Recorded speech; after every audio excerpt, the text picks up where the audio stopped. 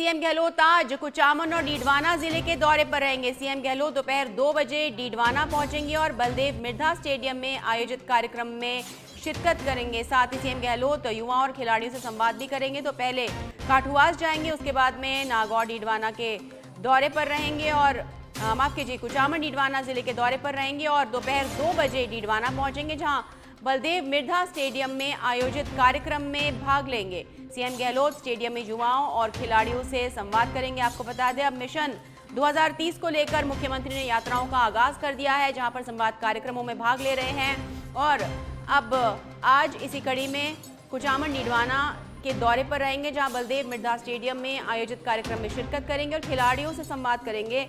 आपको बता दें, युवाओं और खिलाड़ियों को मंच प्रदान करने के लिए राज्य स्तरीय शहरी ग्रामीण ओलंपिक खेलों का भी आयोजन किया गया, जिसमें तमाम खेल प्रतिभाओं को एक मंच दिया गया और इसी को आगे बढ़ावा देने के लिए, प्रोत्साहन देने के लिए बलदेव मिर्धा स्टेडियम में एक कार्यक्रम का आयोजन किया जाएगा, जिसमें खिलाड़ियों से संवाद करेंगे, जानेंगे कि उनका क्या फीडबैक है, किस तरह से युवाओं और खिलाड़ियों को आगे लाया जा सकता है, किस तरह से वो योगदान दे सकते हैं प्रदेश के विकास में, राजस्थान के विकास में। मिशन 2030 को लेकर के, विजन 2030 को लेकर लगातार अब मुख्यमंत्री बातचीत कर रहे हैं, संवाद कार्यक्रम कर रहे हैं और आज मुख्यमंत्री कुचामन डीडवाना जिले के दौरे पर होंगे, जहां 2 बजे पहुंचेंगे और बलदेव मिर्धा स्टेडियम में कार्यक्रम में भाग लेंगे और युवाओं और खिलाड़ियों से बातचीत करेंगे, उनसे संवाद करेंगे, उनसे जानकारी लेंगे कि किस तरह से। और इस पर अधिक जानकारी देने के लिए हमारे सहयोगी राहुल जुड़ चुके हैं फोन लाइन पर हमारे साथ में। राहुल, क्या कुछ जानकारी उनके इस प्रोग्राम को लेकर?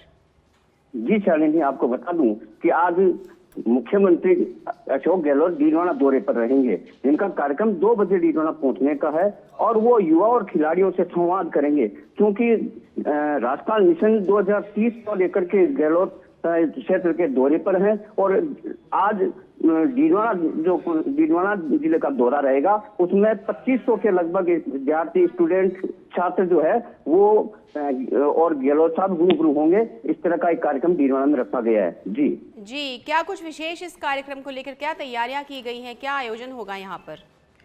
डीडवाना के मिर्धा स्टेडियम में विशेष व्यवस्थाएं की गई है, छात्रों को बिठाने के लिए, युवाओं को बिठाने के लिए और गहलोत साहब आमने सामने बैठ करके रूबरू होंगे। और विशेष व्यवस्था यही रही है कि ऐसा कार्यक्रम, पहले सभाएं होती थी, लेकिन इस तरह का कार्यक्रम बिल्कुल रूबरू और आमने सामने बैठ करके जो कार्यक्रम किया जाता है, इस तरह का एक कार्यक्रम रखा गया है जिसमें गहलोत साहब भाग लेंगे। जी बिल्कुल राहुल, और मिशन 2030 को लेकर लगातार मुख्यमंत्री फीडबैक ले रहे हैं, संवाद कर रहे हैं, तो कहीं ना कहीं इससे युवाओं को भी प्रोत्साहन मिलेगा, खिलाड़ियों को प्रोत्साहन मिलेगा और उन्हें महसूस होगा कि वो भी योगदान दे सकते हैं प्रदेश की तरक्की और उन्नति में। जी शालिनी, आपको बता दूं, जिस तरह से मेरी वार्ता इन स्टूडेंट, विद्यार्थी और छात्रों से जिनसे हुई है, वो बड़े खुश माहौल में नजर आए, क्योंकि ऐसा मौका कम मिलता है कि डायरेक्ट रूबरू बात होने का।